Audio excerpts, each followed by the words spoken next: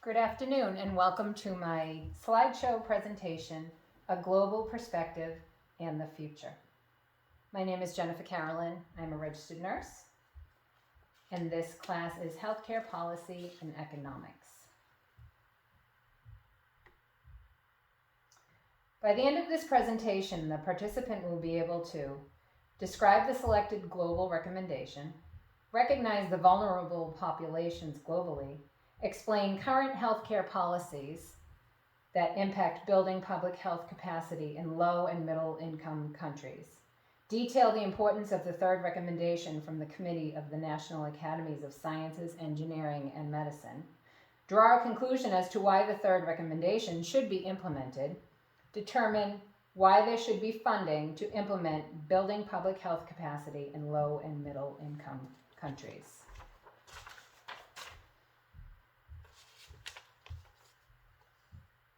If I were given this assignment 18 months ago or before, my outlook on the improvements to global health would be positive, with many ideas for advancement due to the United States being at an all-time high with improvements in infrastructure, a booming economy, and groundbreaking technologies in healthcare. The COVID pandemic has placed the global health initiatives at a standstill. For the past few decades, the world was on a path to gaining control over diseases through education, medicines for treatment, and support through such vices as Hollywood celebrities' involvement in raising awareness and money for causes. As we have seen with the COVID-19 pandemic, the world which we thought was in a stable place disease-wise has been totally taken over by a virus. We were not totally caught off guard by the potential for a pandemic, but we were caught off guard by the magnitude of the spread of the virus and how the medical world was not ready for all that would be required to care for the millions that would require treatment and that would die. The pandemic has changed slightly since the availability of vaccines, but we are still seeing cases for both those that are vaccinated and those that are not. Sadly, the 14 recommendations from the National Academy of Sciences may be placed on hold until the world can recover from COVID-19.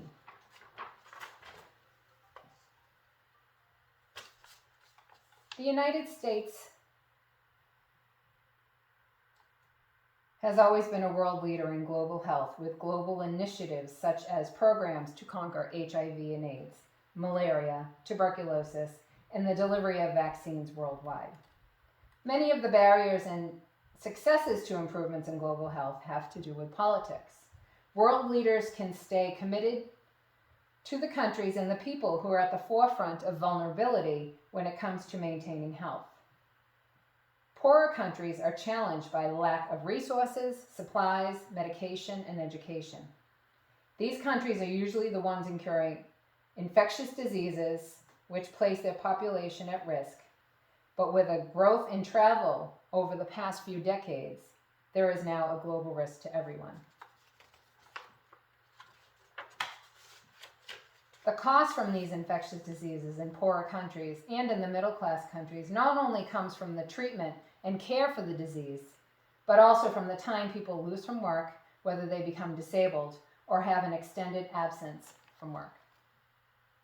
Nikitas et al. Describes foreign assistance to be thought of as a form of charity for the vulnerable and poorer countries. As the National Academy of Science reports, assistance to these poorer countries is also an investment in their health, which benefits all countries on a global level. The profits of global travel and trade have brought about cultural awareness, economic growth, and interdependency, but it has also increased the amount of health threats to the population.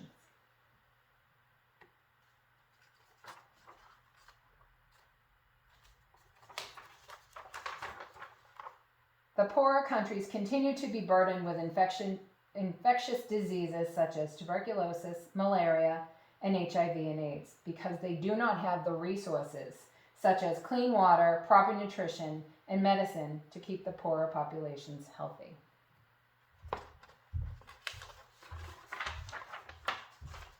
The children are at an enormous risk due to little or no prenatal care, while the mother is pregnant, which leads to the domino effect of malnutrition, resulting in decreased immune systems, which puts them at heightened risk for incurring diseases. These poorer countries with the vulnerable populations do not have the advancements in technology that the other countries have that allow for immediate care, availability of resources, and collaboration with medical experts for diagnosis and treatment.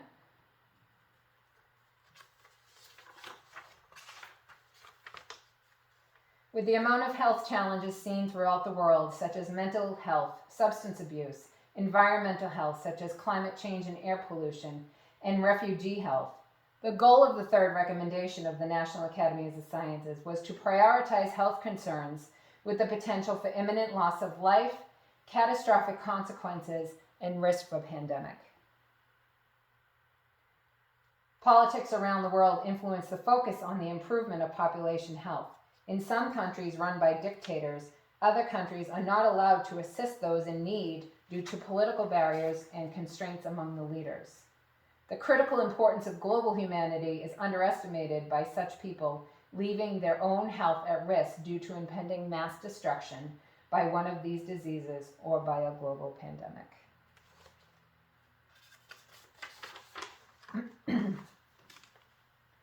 The third recommendation is one of the most important of all the National Academy's science recommendations because if the world improves global health, all the other recommendations may be attainable as well. When populations in low and middle income countries have their public health capacity built, it affects the health of women and children, it confronts the threat of tuberculosis, and may eliminate malaria, just to name a few of the other recommendations. We have seen over the past 18 months how one disease, one illness, and one virus can and will continue to affect the entire world. But if strong countries such as the United States continue to assist in building public health capacity in low and middle income countries, the future risk to world health will decrease.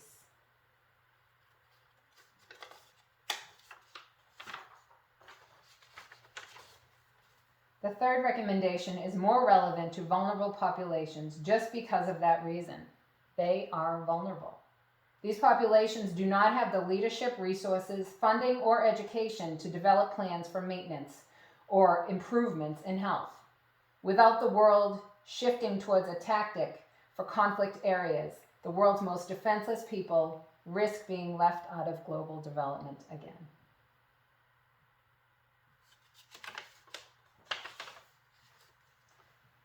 We have become a connected world over the past few decades, and especially more recently with the internet and real-time communication, including telehealth, and we have the ability to make building public health capacity in low and middle income countries a reality. Innovations in cellular technology and cloud-based solutions can overcome physical barriers that once defined the conflict area's inability to obtain assistance in health matters. By tracking the spending and ensuring money is being appropriated to the attainment of the recommended goal, implementation can be a reality.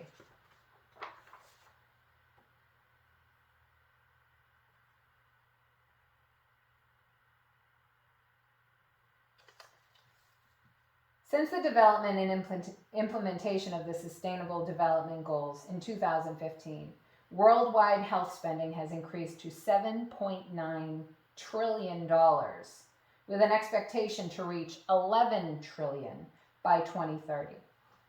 Along with the CDC, Bill and Melinda Gates, through their nonprofit foundation, have been committed for over 20 years to fighting poverty, disease, and injustice around the world.